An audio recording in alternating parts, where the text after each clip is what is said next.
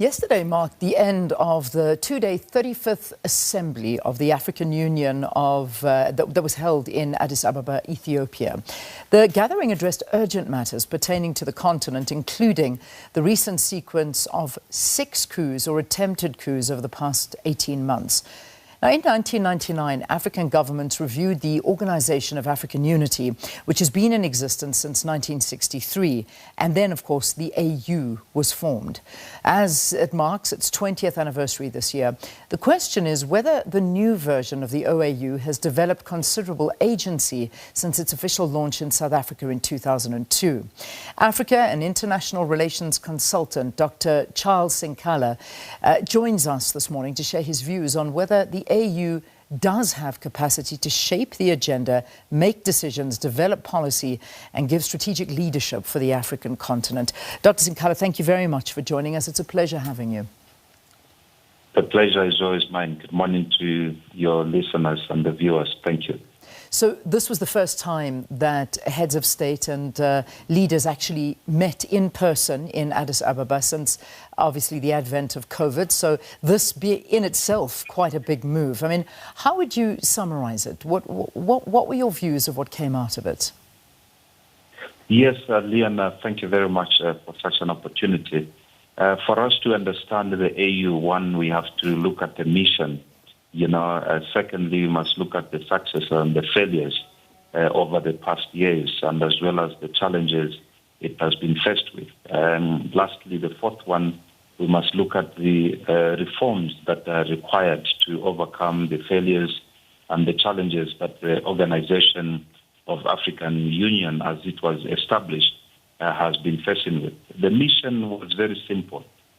After the heads of state and government realized that for democracy to flourish, they need technocracy practice as well to provide technical expertise to the member states. The successes and failures has been that it has successfully succeeded, in establishing a good institutional framework in terms of policy formulation. In fact, one of the guys when I was flying to Addis Ababa indicated that AU has the highest qualified civil servants in the world because they come up with very good policies. In terms of, as well as other successes would be, having long-term goals for Africa, Agenda 2063, and as well as the Inter-Africa Free Trade Agreement, which was formulated for Africa to implement and yet to be ratified by Nigeria and a few more other countries, as well as it has successfully succeeded in failing to stop the importations of toothpicks. It has successfully succeeded in failing to have a permanent seat at the United Nations Security Council, which shall provide proper checks and balances in terms of peace and security on the continent, as well as successfully succeeded to fail in terms of combating the coup d'etats, when we had the first coup d'etat in 1961 when Patrice Emery Lumumba was killed by the CIA agent. The challenge is, yes, Leon, we can talk about the structural capacity of the AU, where we have the Assembly of Heads and States, who only meets once in a year, and these are the heads of state and government who are supposed to be watched by a watchdog, by providing an independent oversight to check on their accountability. The Pan-African Parliament, as you have seen last year, it's a complete disaster where adult supervision is needed as those representatives of constituencies on the continent and the member states, have no direction. That Pan-African Parliament should be an institution that's supposed to be providing checks and balances to the heads of state and government. Reforms that we need for the AU to overcome the failures and the challenges, it is that we need the AU to be independent, so that, you can't have a criminal and a judge at the same time, an independent body with technocracy expertise to overcome the situations on the continent. Yeah. All right. So, I mean, quite a lot discussed and a lot of issues that affecting the continent. But let's just dig into a couple of them. And one of the points up for discussion is, of course, pushing for a better representation of Africa in the United Nations Security Council. So when we look at that and we talk about peace and security, I mean, already when you mentioned all of these coups that have been taking place on the continent, it is a great worry. I mean, a sudden rise in coups in many, many countries. What contribution does Africa bring when we can't get peace and security right here on the continent for its people?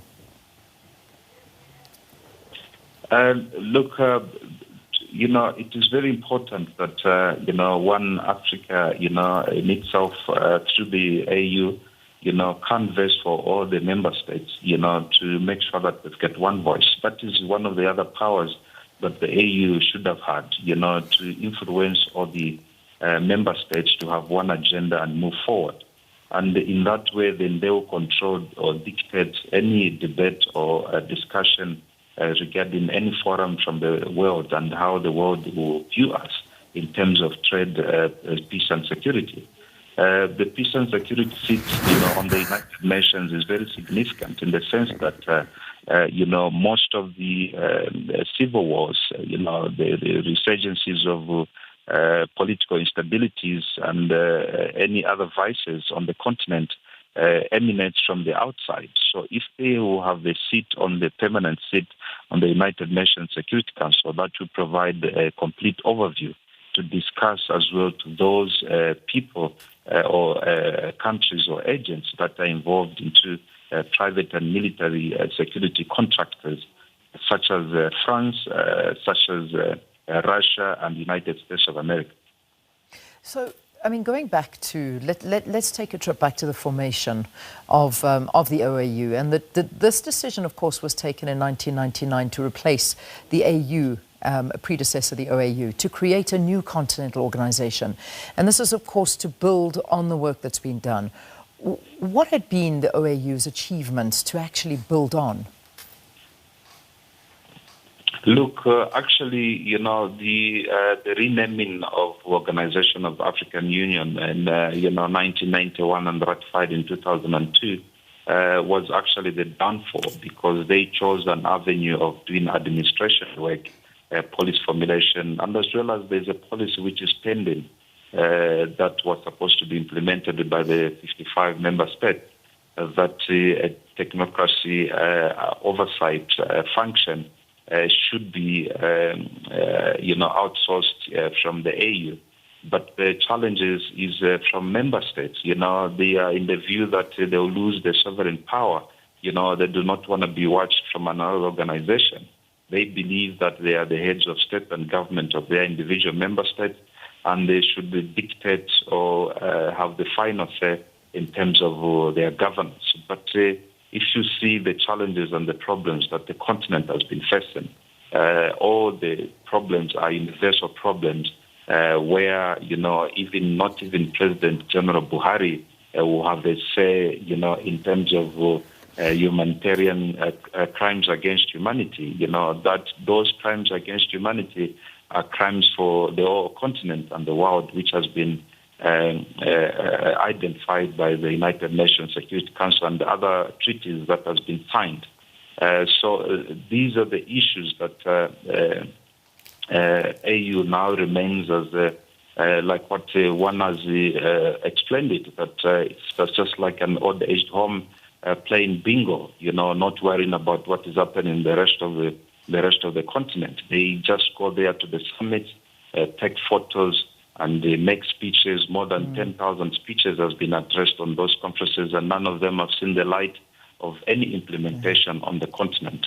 We've had more than 6 coup d'etats in the last 18 months, with a lot of destabilization. Most of these coup d'etats were successful, and the West Africa now believes that another way of getting into government or at the helm of the president or prime minister is through the coup d'etat, unlike on the southern part of Africa, where we still practice democracy and respect the rule of law and elections. Yeah.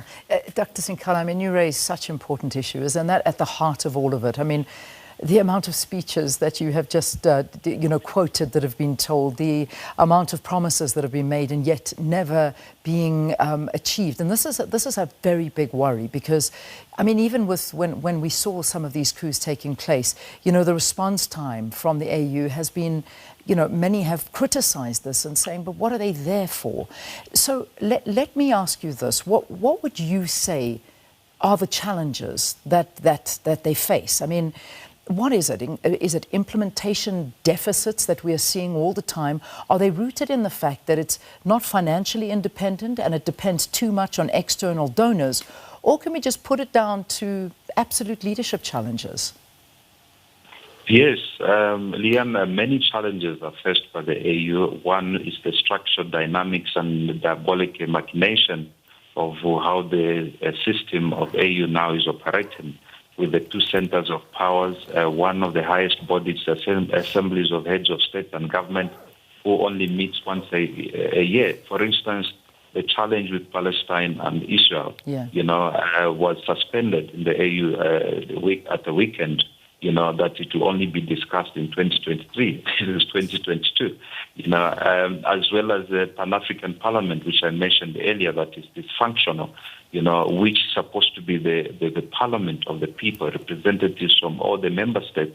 To call heads of state. I want to see the head of state being summoned in Pan-African Parliament, such as the President Mnangagwa, and ask him pertinent questions. Why do you have the Zimbabweans over crossing the borders and they flee in your country? What is happening in your country? How can we assist you in terms of providing peace and security and economic stability? I want to see a president or prime minister of Ethiopia and ask him about the same questions about Ethiopia and Tigray. That's how it's supposed to be, like the way the system of the parliament in South Africa, where the deputy president and the president is answerable to the constituencies. But in an absence of that system being implemented and become a ceremonial, it becomes a laughing stock. That the AU challenges in terms of implementing becomes difficult. The response to condemn what is happening on the continent is, for instance, in Burkina Faso coup d'etat, they come after 1 week after the regional bloc has taken up the step.